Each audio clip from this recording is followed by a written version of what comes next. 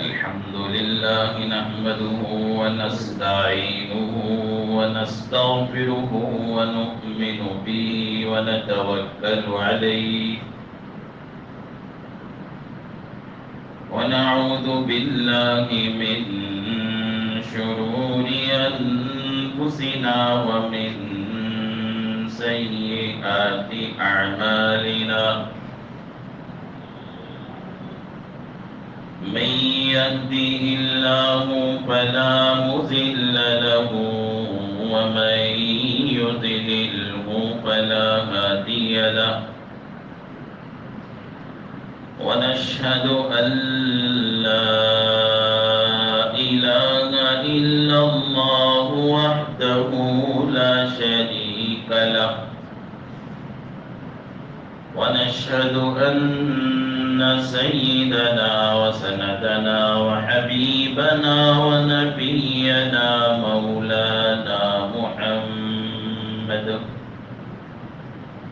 مولانا محمدا عبده ورسوله أرسله بالحق بشيرا ونذيرا وداعيا إلى الله بإذنه وسراجا منيرا وصلى الله على النبي وآله وأصحابه وبارك وسلم تسليما كثيرا كثيرا أما بعد فقد قال الله تبارك وتعالى في القرآن المجيد والفرقان الحميد أعوذ بالله من الشيطان الرجيم بسم الله الرحمن الرحيم وإذ ابتلى إبراهيم ربه بكلمات فأتمهن قال إني جاعلك للناس إماما قال ومن ذريتي قال لا ينال عهد الظالمين آمنت بالله صدق الله مولانا العظيم وصدق رسوله النبي الكريم ونحن على ذلك من الشاهدين والشاكرين والحمد لله رب العالمين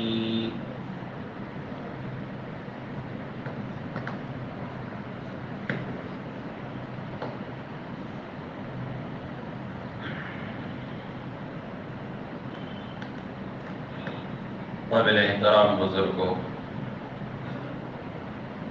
قابل قدر ملت کے نوجوان بھائیوں، عزیز دوستوں،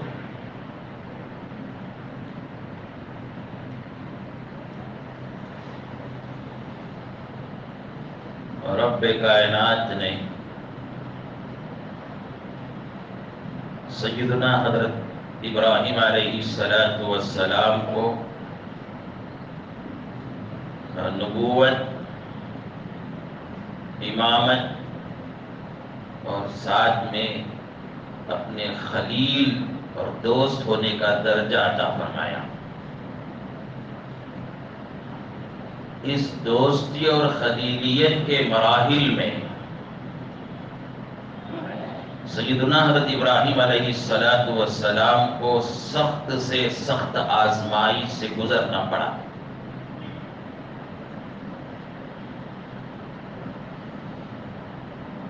آزمائش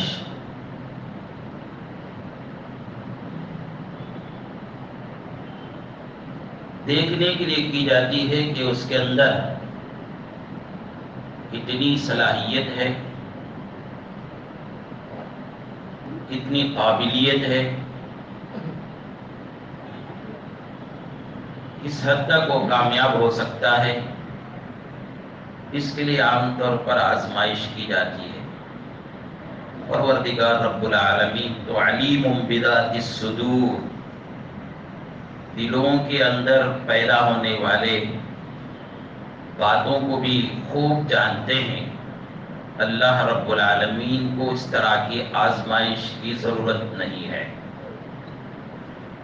پھر سوال پیدا ہوتا ہے حضرت ابراہیم علیہ السلام کو ان سخت سے سخت امتحانات، ان سخت سے سخت آزمائش سے کیوں گزارا گیا؟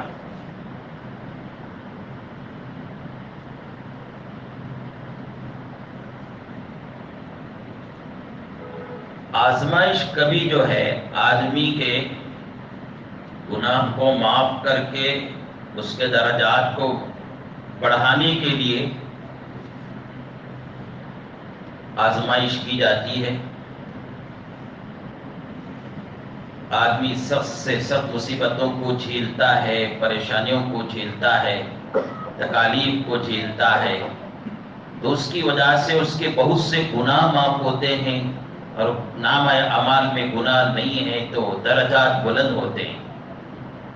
اور یہاں حضرت ابراہیم علیہ السلام نبی ہیں، پیغمبر ہیں، اور نبی اور پیغمبر کے بارے میں ہم اہل سنت والجماعت کا عقیدہ ہے کہ نبی معصوم ہوتا ہے گناہوں سے۔ تو یہاں اس طرح کی آزمائش بھی نہیں۔ کبھی آزمائش جو ہے کی جاتی ہے اندر کی صلاحیت کو معلوم کرنے کے لیے، اندر کی قابلیت کو معلوم کرنے کے لیے، اور یہاں اللہ رب العالمین علیم بذات الصدور ہے، اس کے دل کے اندر پیدا ہونے والی باتوں، اس کے ماضی، اس کا حال، اس کا مستقبل سب جاننے والے ہیں، تو اللہ کو اس طرح کی آزمائش کی ضرورت نہیں۔ ایک تیسری قسم کی آزمائش ہے، وہ آزمائش تربیت کے لیے ہوتی ہے۔ مشکل سے مشکل مراحل پر گزار کر اسے مشکلات برداشت کرنے کا عادی بنایا جاتا ہے۔ تو تربیت کے لیے آزمائشوں میں مبتلا کیا جاتا ہے، چونکہ سیدنا حضرت ابراہیم علیہ السلام کو کائنات کا امام بنانا تھا، امامت کے درجے پر فائز کرنا تھا،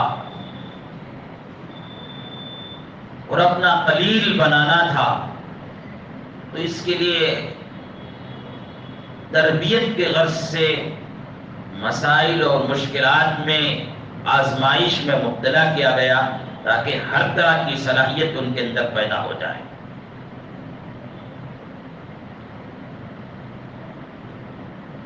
اور حضرت ابراہیم علیہ السلام کی بڑی کامیابی کی بات ہے کہ امتحان لینے والے نے خود یہ کہہ دیا، اِذِ ابْتَلَىٰ إِبْرَاهِيمَ رَبُّهُ بِكَلِمَاتٍ فَأَتَمَّهُنَّ، جب اس کے رب نے اسے آزمائش میں مبتلا کیا، امتحان لیا، تو ابراہیم اس میں مکمل کامیاب ہوئے، 100 کو 100% نمبر لیا۔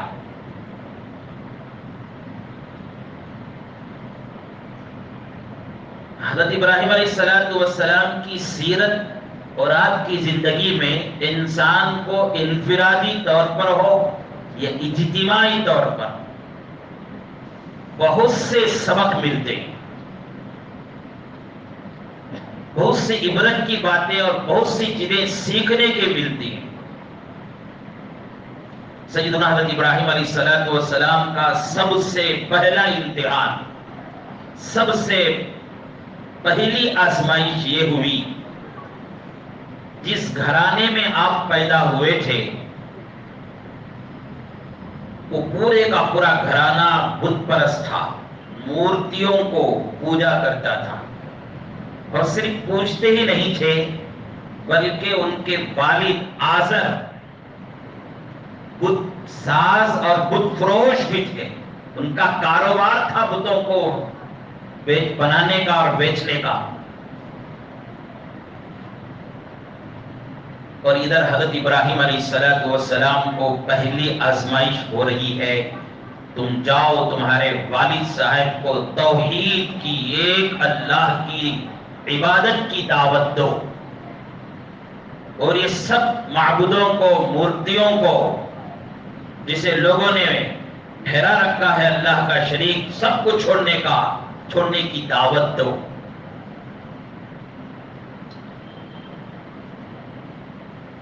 آدمی کو خاندانی رسم و رواج سے بغاوت کرنا، اس سے چھوڑنا ایک بڑا مشکل کام ہوتا ہے۔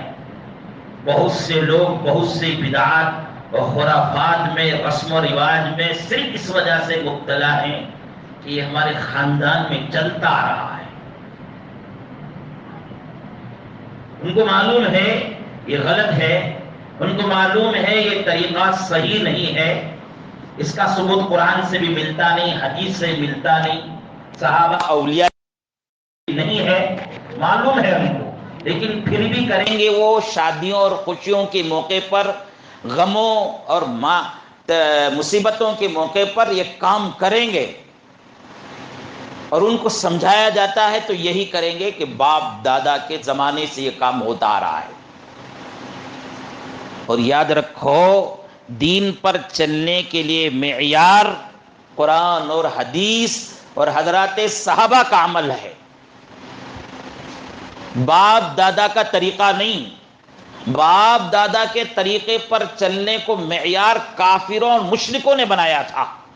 جب رسول اللہ صلی اللہ علیہ وسلم نے ایک اللہ کی دعوت دی تھی تو قرآن گواہ ہے، مشرکین مکہ نے کہا تھا بل نتبع ما وجدنا علیہ آباءنا، ہم انہی کی اتباع کریں گے جس پر ہمارے باپ دادا چلتے تھے۔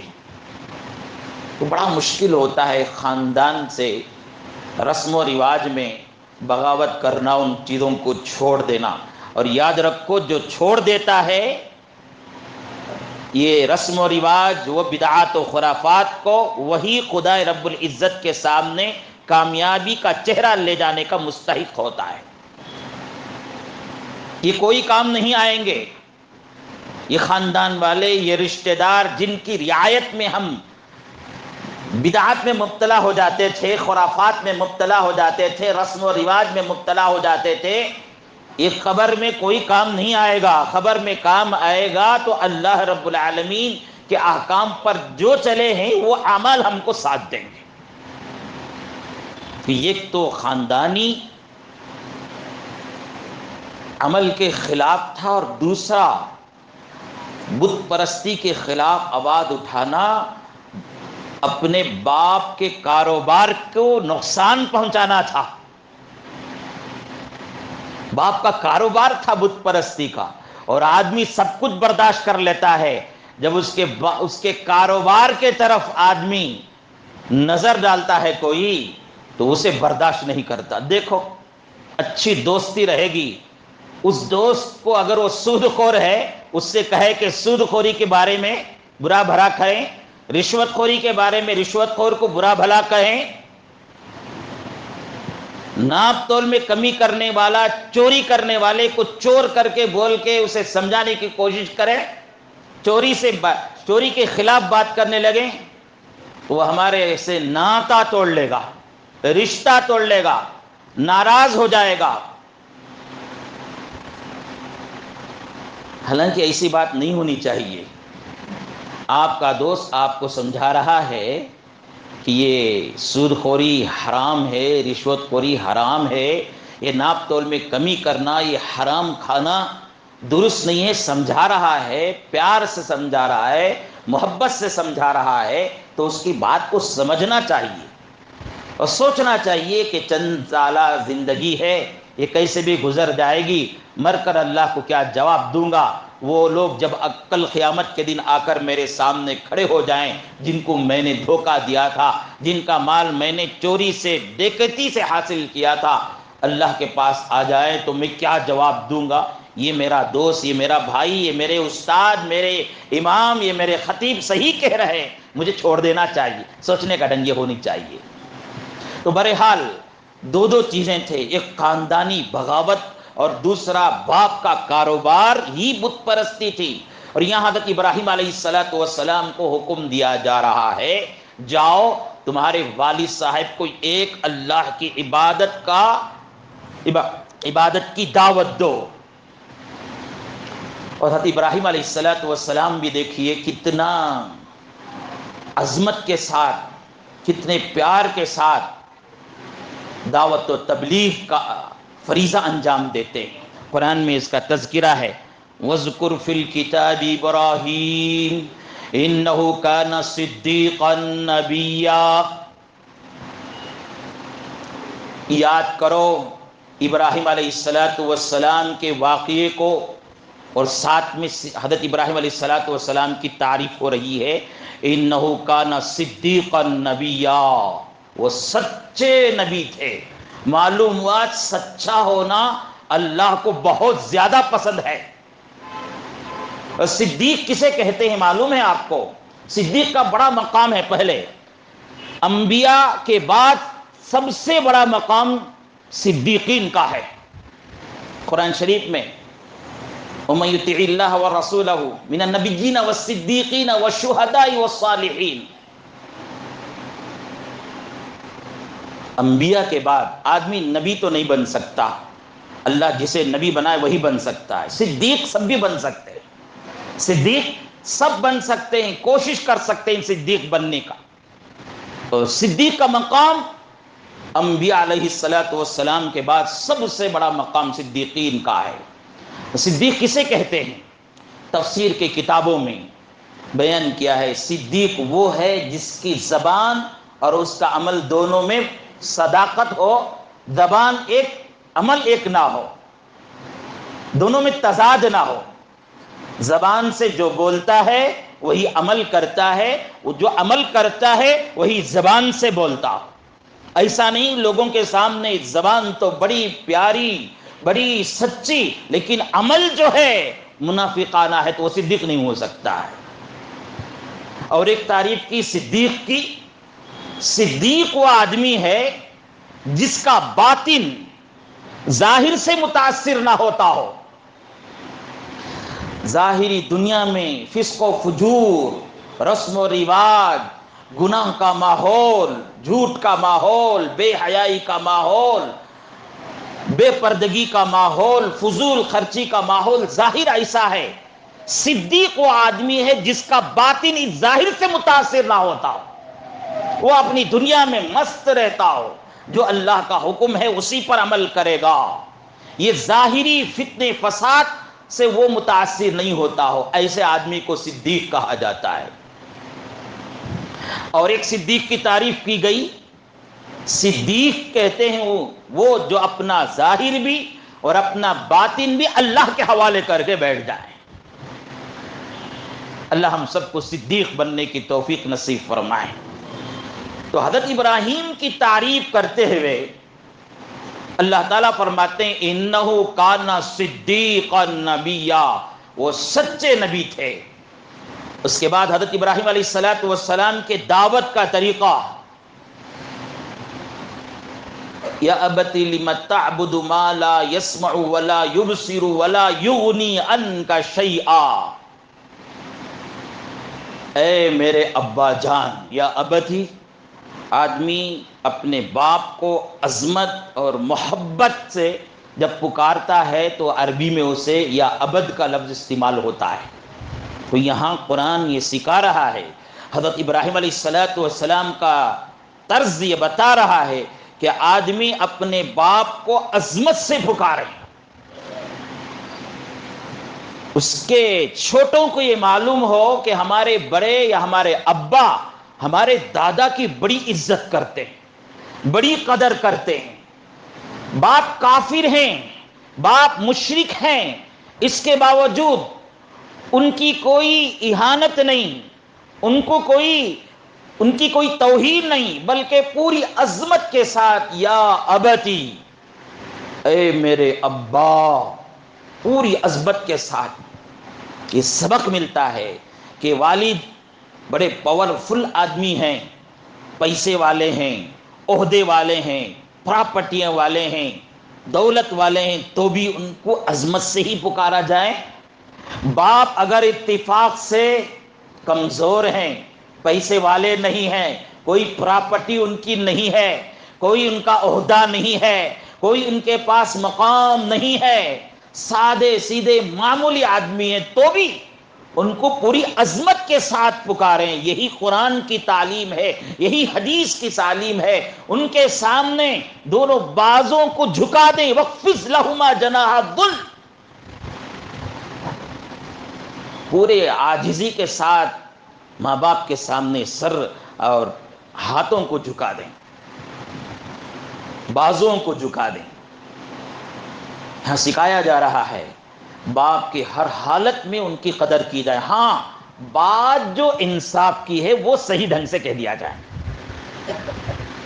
عظمت بھی ہے یہاں، یا ابتی کے لفظ سے عظمت کا بھی اظہار کر رہے ہیں، اور عظمت میں آ کر، محبت میں آ کر حق بات کہنے سے مرعوب بھی نہیں ہو رہے ہیں، حق کا دامن چھوڑ بھی نہیں. کہہ رہے ہیں انی اراک وقومک فی ضلال مبین.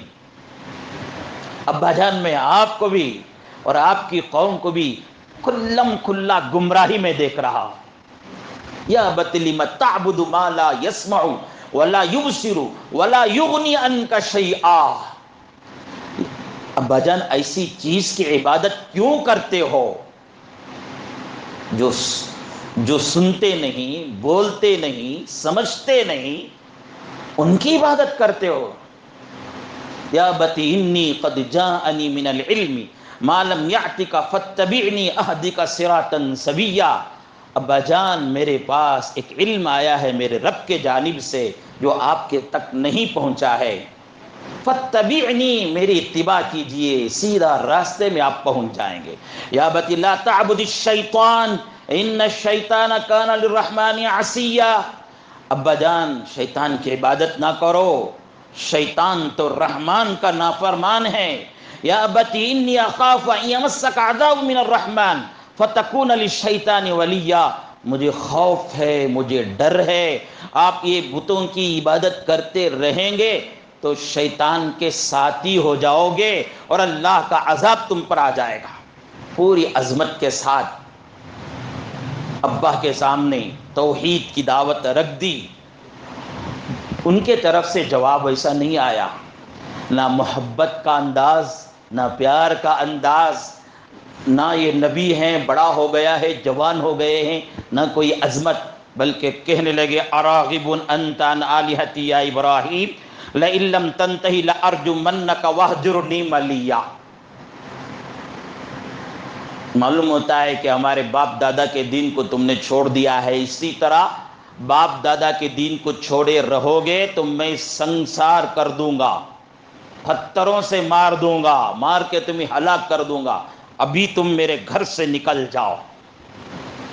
جوان بیٹے کو گھر سے نکالا جا رہا ہے، کیا حال ہوگا ان کا، دل میں کیا گزرا ہوگا. حضرت ابراہیم علیہ السلام کو نکال دیا گیا. حضرت ابراہیم علیہ السلام پورے صبر کے ساتھ سلام علیک ساستغفر لک ربی انہ کان بی حفیا. گھر سے نکل گئے، گھر کا باہر کا ماحول آ کر دیکھا. کسی کو دیکھتے ہیں چاند کی پوجا، کسی کو دیکھتے ہیں ستارے کی پوجا، کسی کو دیکھتے ہیں سورج کی پوجا. وہ اب نبی تھے، پیغمبر تھے، تو ان کو سمجھانا تھا. قرآن نے اس حضرت ابراہیم کے سمجھانے کو بھی، سمجھانے کے انداز کو بھی ذکر کیا. فلما جن علیہ اللیل رآ کوکبا قال ھذا ربی. جب رات میں ستارے آئے، اندھیری کو دور کیا، تاریکی کو ختم کیا، روشنی کو لایا، اور لوگ ان کی عبادت کر رہے تھے تو لوگوں سے کہا ھذا ربی، کیا تمہارے خیال میں یہ میرا رب ہو سکتا ہے؟ تو لوگوں کو ایک امید سی جاگی کہ ابراہیم ذرا نرم پڑ گئے ہیں، ہمارے رنگ میں رنگ رہے ہیں. تو ان کو پھر سمجھایا فلما افلا قال اللہ احب العافلین. اب یہ ستارہ جسے تم خدا مانتے ہو، یہ جب تک رہا ہو سکتا ہے تمہاری دیکھ بھالی کریں، اب یہ تو ڈوب گیا، غروب ہو گیا ستارہ، اب تمہارا رب کون ہے؟ تو فرمایا ڈوبنے والے کی عبادت میں نہیں کر سکتا۔ فلما رأى القمر بازغا قال هذا ربي فلما أفل قال لئن لم يهدني ربي لأكونن من القوم الضالين۔ چاند جب طلوع ہوا لوگ اس کی پوجا شروع کر لیا۔ کیوں شروع کر لیا؟ چاند کے اندر طاقت ہے، جاہل قوم کی علامت ہے کہ جس کے اندر ذرا قوت دیکھے اس کو اپنا رب مان لیتے ہیں۔ ان کا مختصر خلاصہ وہ طاقت اور شکتی ہی کو معبود مانتے ہیں۔ تو چاند کے اندر دیکھا، رات کی تاریکی کو ختم کر دیا تو لوگ اس کی عبادت میں لگ گئے۔ تو حضرت ابراہیم نے ان سے کہا ہذا ربی، کیا ہے تمہارے خیال میں یہ میرا رب ہے؟ تو جب وہ سورج، وہ چاند جب غروب ہونے لگا، کہنے لگے فلما افل قال لئن لم يهدني ربي لأكونن من القوم الضالين۔ جب وہ غروب ہو گیا، وہ چھپ گیا چاند، کہنے لگے کہ میرا رب مجھے اگر ہدایت نہیں دے گا تو میں سیدھے راستے پر نہیں آ سکتا۔ معلوم ہوا ہدایت اللہ ہی کے طرف سے ملتی ہے۔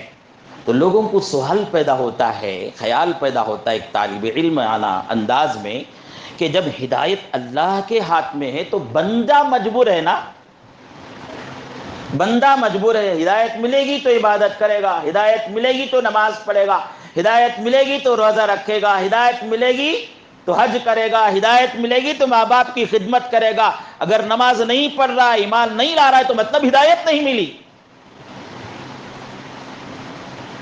سن لیجیے اچھی طرح سے، اللہ رب العالمین یقیناً اللہ ہی کے ہاتھ میں ہدایت ہے، لیکن اللہ ہدایت دیتے ہیں اس آدمی کو جس کے اندر تڑپ ہو، جس کے اندر کیا ہو؟ تڑپ ہو۔ اللہ نے اسے اختیار دیا ہے کچھ، مکمل اختیار تو اللہ نہیں دیا، مکمل اختیار تو اللہ کے ہاتھ میں ہے، وہ مختار کل ہے۔ بندے کو بھی اختیار دیا ہے، جزوی اختیار۔ اس جزوی اختیار کے ذریعہ اچھی چیز کی اگر وہ اپنے اندر تڑپ پیدا کرتا ہے تو اسے توفیق اور ہدایت مل جاتی ہے۔ تو حضرت ابراہیم علیہ السلام نے یہاں سمجھا دیا لئن لم يهدني ربي لأكونن من القوم الضالين فلما رأى الشمس باذغة قال هذا ربي هذا أكبر۔ اس آیت کی تشریح سے پہلے میں آپ کو سمجھا دوں تو ہدایت اللہ کے ہاتھ میں ہے، لیکن بندہ اپنے اندر تڑپ پیدا کرے، بندہ اپنے طرف سے کوشش کرے، بندہ اپنے طرف سے اسباب اختیار کرے تو پھر اللہ تعالیٰ اس کی طرف کے مطابق اسے ہدایت دیتے ہیں۔ اگر لاپرواہ بنے رہیں، بے پرواہ بنے رہیں، غافل بنے رہیں تو غافلوں کو، بے پرواہوں کو، لاپرواہوں کو ہدایت نہیں ملتی۔ ارے آپ کے پاس، آپ کسی کو کچھ دینا چاہتے ہیں یا آپ کے پاس کوئی لینا چاہتے ہیں، آپ سے کچھ لینا چاہتے ہیں تو آپ کب دیتے ہیں؟ سامنے والے کے اندر بھی دیکھتے ہیں کہ اسے لینے کی خواہش ہے کیا، اسے ضرورت ہے کیا، تڑپ ہے کیا، دیکھتے ہیں۔ آپ اسے دیے، وہ پھاڑ کر سڑ دیا پیسہ 500 روپے کے نوٹ، پھر آپ کبھی دیں گے اسے؟ آپ کسی کو دیے 500 روپے، انہیں پھاڑ کر سڑ دیا تو کیا آپ پھر دوبارہ اسے کبھی دیں گے؟ وہ بھوک سے ترس رہا ہو پھر بھی دیں گے اسے؟ نہیں دیں گے۔ آپ اسے دیے تو وہ جو ہے بڑی عظمت سے رکھتا ہے اور اسے صحیح جگہ پر استعمال کرتا ہے تو آپ پھر اسے دینے کا خیال کریں گے۔ تو تڑپ ہوتا ہوئی آپ بھی دیتے ہیں۔ تو رب کا بھی یہی حال ہے کہ بندے کے اندر ایمان کی تڑپ ہے، نماز کی تڑپ ہے، روزے کی تڑپ ہے، نیک کام کرنے کی تڑپ ہے تو پھر اللہ تعالیٰ اسے ہدایت دیتے ہیں۔ بندہ اپنے طرف سے تڑپ کا اظہار کرے، بندہ اپنے طرف سے طلب کا اظہار کرے، بندہ اپنے طرف سے کوشش کرے، اسباب اختیار کریں، پھر اللہ تعالیٰ کی طرف سے توفیق ملتی ہے۔ تو پھر آگے فلما رأى الشمس باذغة قال هذا ربي هذا اکبر۔ چاند جب طلوع ہوا، بڑے تپیش کے ساتھ، پوری روشنی کے ساتھ طلوع ہوا، تاریکی ختم ہو گئی تو لوگ اس کی پوجا شروع کیے۔ تو حضرت ابراہیم علیہ السلام ان سے کہا ہذا ربی ہذا اکبر، کیا تم یہ کہتے ہو یہ میرا رب ہو سکتا ہے اور بڑا رب ہے؟ جب سورج بھی شام میں غروب ہونے لگا، فلما افلت قال یا قوم انی بریء مما تشرکون، سورج غروب ہو گیا تو لوگوں نے کہا کہ چاند غروب ہو گیا، سورج غروب ہو گیا، ستارے غروب ہو گئے، جسے تم معبود مانتے تھے وہ چیز ٹوٹ گئی، وہ مورتیاں پھوٹ گئی، ٹوٹ گئی، اب کون تمہارا رب ہے؟ رب کی شان تو ایسی، لا تأخذہ سنۃ ولا نوم، اسے نہ نیند آتی ہے نہ اسے اونگ آتی ہے، حی قیوم، وہ زندہ ہے اور ہمیشہ ہمیشہ زندہ، اور قیوم سارے عالم کو، سارے کائنات کو تھامنے والا۔ انی وجہت وجہی للذی فطر السماوات والارض حنیفا، میرا رب تو وہ ہے جو آسمان زمین کو پیدا کرنے والا۔ حضرت ابراہیم علیہ السلام کی اتنی اچھی دعوت لوگوں کو، بہت سے لوگوں کو یا بعض لوگوں کو سمجھ میں نہیں آئی، تو حضرت ابراہیم نبوت کے جس مقام میں تھے کہ سوچا کہ زبان کی تقریر، زبان کے سمجھانے سے سمجھ میں نہیں آتا ہے، تو ذرا عمل کے ذریعہ بھی ان کو دکھانا چاہیے۔ سال میں ایک دن وہاں میلہ لگتا تھا، ان کی بستی میں، ان کے شہر میں، وہاں لوگ سارے کے سارے چلے جاتے تھے، وہاں وہ سب کچھ ہوا کرتا تھا جو آج کل کے میلوں میں ہوتا ہے، آج کل کے ناچ گانوں کی جگہوں میں ہوتا ہے، وہ سب ہوا کرتا تھا۔ حضرت ابراہیم کو بلایا تو کہا کہ انی سقیم، میری طبیعت برابر نہیں ہے۔ طبیعت ایک تو ظاہری اعتبار سے ٹھیک نہیں ہوتی ہے، بخار ہے، سر میں درد ہے، کوئی تکلیف ہے، اسے بھی کہتے ہیں سقیم، اور ایک سقیم کا مطلب یہ ہے کہ تمہارے ان حالات کو دیکھ کر انسان ہو کر بولنے والے ہو کر نہیں بولنے والے کی عبادت، سننے والے ہو کر نہیں سن سکنے والے کی عبادت، چلنے پھرنے والے ہو کر نہیں چل سکنے پھرنے والوں کی عبادت، بہرے گونگوں کی عبادت ہوتی ہے، پتھروں کی عبادت ہوتی ہے، جانوروں کی عبادت ہوتی ہے، بے جان چیزوں کی عبادت کرتے ہیں، ان کو دیکھ کر میری طبیعت اندر سے بے چین ہو گئی ہے، میں نہیں آ سکتا۔ چلے گئے حضرت ابراہیم علیہ السلام بت خانے میں گئے، فجعلهم جزادا الا کبیرا لهم لعلهم الیہ یرجعون، دیکھا کہ کسی کے سامنے موز رکھا ہوا ہے، کسی کے سامنے دودھ رکھا ہوا ہے، کہیں اود بتی سلگی ہوئی ہے، کہیں لڈو مٹھائی رکھی ہوئی ہے، کوئی کھاتا نہیں۔ حضرت ابراہیم نے پوچھا کھاتے کیوں نہیں، پیتے کیوں نہیں؟ کچھ بھی جواب نہیں ملا۔ تو حضرت ابراہیم جس مقام پر تھے ان کے لیے وہ ضروری تھا کہ انہوں نے وہاں ذرا کچھ توڑ پھوڑ کر کے بڑا جو تھا اس کی گردن پر لگا کر واپس آ گئے، یہ سمجھانا تھا۔ یہ میرے لیے اور آپ کے لیے اس کی اجازت نہیں ہے، سمجھے؟ ہمارے لیے تو کیا کہا گیا قرآن شریف میں سورۃ الانعام میں، وَلَا تَسُبُّوا الَّذِينَ يَدْعُونَ مِن دُونِ اللَّهِ فَيَسُبُّوا اللَّهَ عَدْوًا بِغَيْرِ عِلْمٍ، تم اللہ کی عبادت چھوڑ کر جس کی بندگی کی جا رہی ہے، جس کی عبادت کی جا رہی ہے، ان کے بت خانے میں جا کر توڑ پھوڑ کرنا تو دور کی بات ہے، ان کے بارے میں گالیاں برا بھلا بھی نہ کہو۔ وَلَا تَسُبُّوا الَّذِينَ يَدْعُونَ مِن دُونِ اللَّهِ، اگر تم برا بھلا کہو گے تو کیا ہوگا نتیجہ؟ فَيَسُبُّوا اللَّهَ عَدْوًا بِغَيْرِ عِلْمٍ، وہ جہالت میں تمہارے معبود کو برا بھلا کہیں گے، فتنہ مچے گا، اس کے لیے تم کو اس کی اجازت نہیں ہے۔ حضرت ابراہیم جس مقام پر تھے نبوت کے، ان کے لیے وہ زیبا تھا، ان کے لیے ضروری تھا۔ لوگ میلے سے آ کر دیکھے، کہا من فعل ھذا بآلہتنا یا ابراہیم، کس نے کر دیا ہمارے معبودوں کے ساتھ یہ معاملہ؟ لوگوں نے کہا فتى یذکر یقال له ابراہیم، ایک نوجوان ہے جو ہمارے معبودوں کے بارے میں برا بھلا کہتا رہتا ہے۔ لوگوں نے کہا لاؤ ان کو پوچھیں گے۔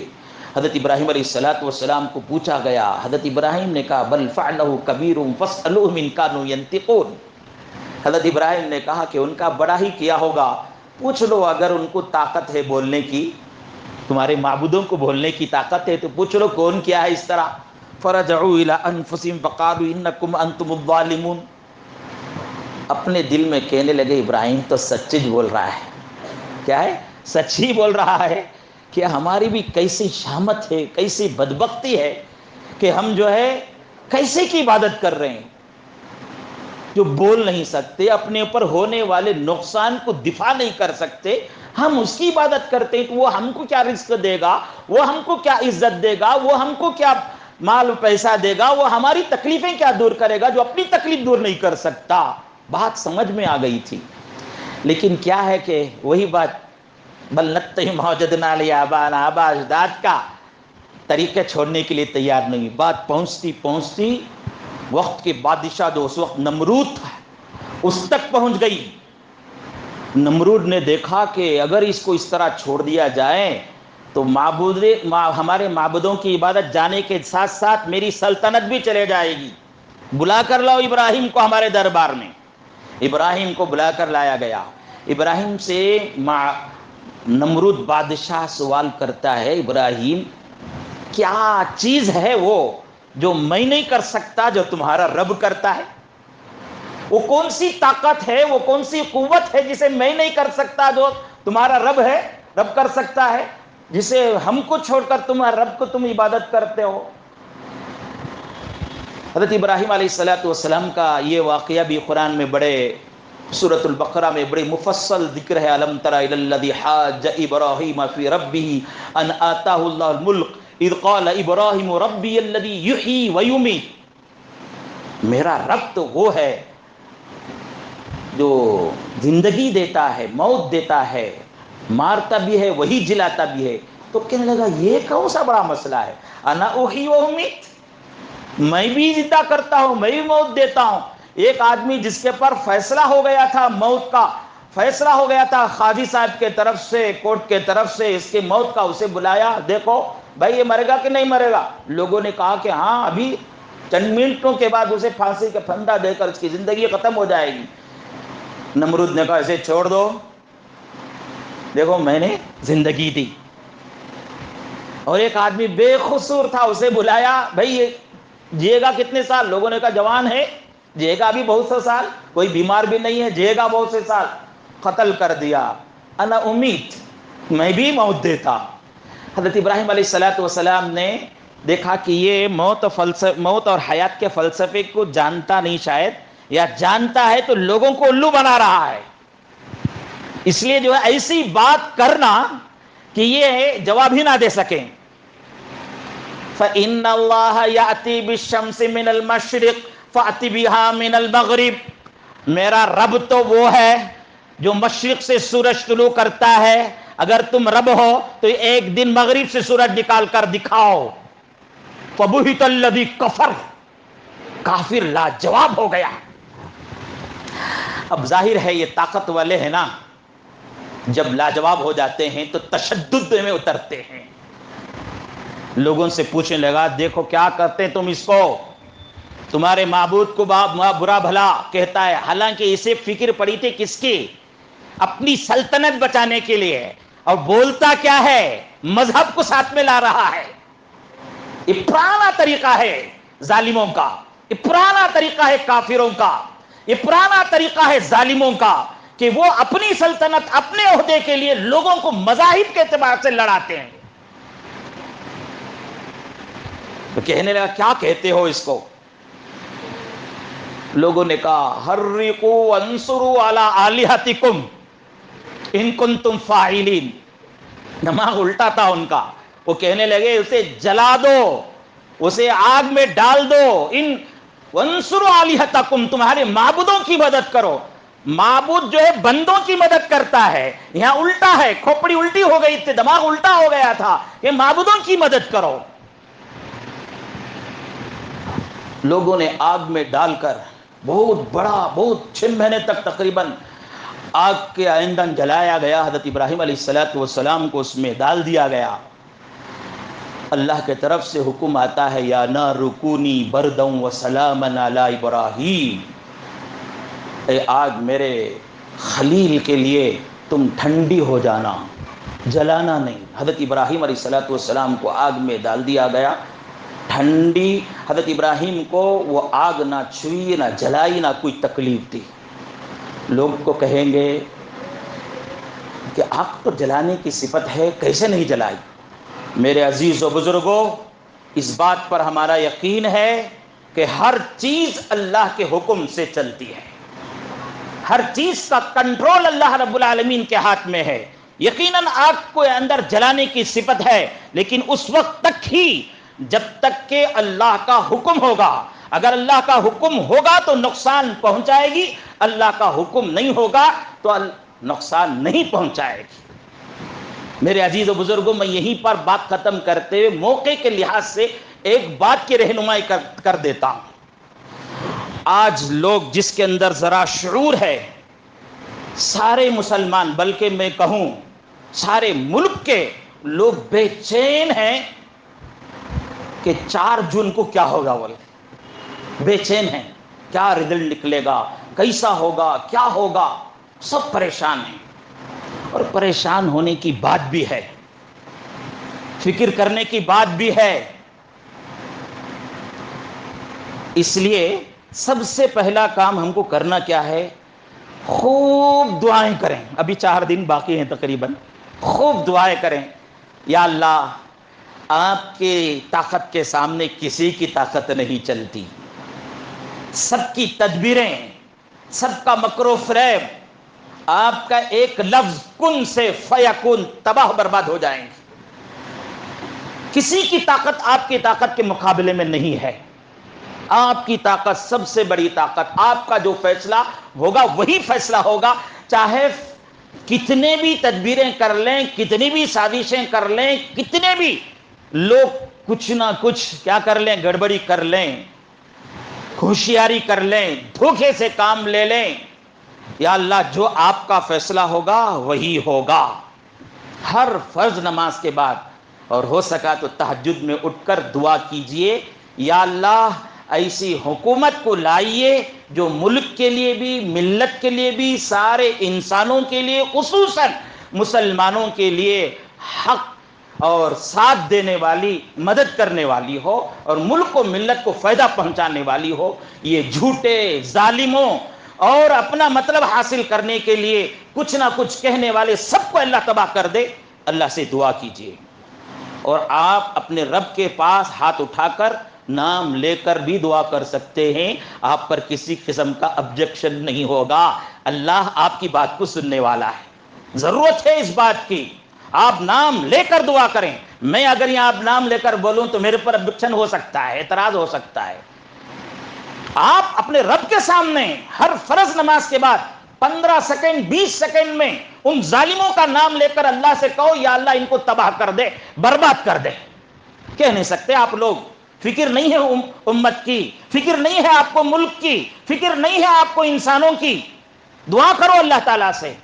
سب سے پہلا کام یہ دعا کرنا چاہیے. بہت سے بندے بہت لمبے عرصے سے دعائیں کر رہے ہیں. اللہ ان سب کی دعاؤں کو قبول فرمائے. اب جو اب تک نہیں کر رہا ہے ان سے میں درخواست کروں گا کہ بڑے عاجزی کے ساتھ، بڑے اللہ تعالیٰ پر یقین و توکل کے ساتھ ہر فرض نماز کے بعد اللہ تعالیٰ سے نام لے لے کر دعائیں کریں. اچھی حکومت کے لیے نام لے لے کر بددعائیں کریں ظالموں کے لیے. ایک کام تو یہ کرنا ہے. دوسرا کام تو ہم لوگ کر لیے، اسباب اختیار کرنے کا جو تھا الحمدللہ اس کے لیے سب لوگوں نے، علماء نے، دعوت کے ساتھیوں نے، داعین نے، مبلغین نے، سماجی کارکن نے، جو جسے جسے کرنا ہے طاقت تھی وہ سب اپنے اختیار جتنا تھا، جتنا کوشش کر سکتے تھے کرے اسباب. سمجھے؟ دعا بھی ہو گئی، دوا بھی ہو گئی. اب اس کے بعد اللہ کی ذات سے اچھی امید رکھیے. لوگوں کے ایسے ویسے باتوں کو سن کر گھبرانے کی ضرورت نہیں. حدیث میں آتا ہے انا عند ظن عبدی بھی، میں، یہ حدیث قدسی ہے، انا عند ظن عبدی بھی. حدیث قدسی کیا ہے کبھی میں آپ کو بتلاؤں گا کہ میں میرے بندے کے ساتھ ویسا فیصلہ کرتا ہوں جیسا میرے ساتھ وہ گمان رکھتا ہے. اچھا خیال رکھو، اچھی امید رکھو، انشاءاللہ اچھا ہی ہوگا. اللہ کی ذات سے امید اچھی رکھو. یہ 3 باتیں ہو گئی. چوتھی بات، خدا نہ خواستہ ہمارے دعاؤں کے خلاف، ہماری کوششوں کے خلاف، ہمارے گمان و یقین کے خلاف بھی نتیجہ آتا ہے تو گھبرانے کی ضرورت نہیں ہے، بے چین ہونے کی ضرورت نہیں ہے، رونے دھونے کی ضرورت نہیں ہے. واولے کرنے کی ضرورت نہیں ہے.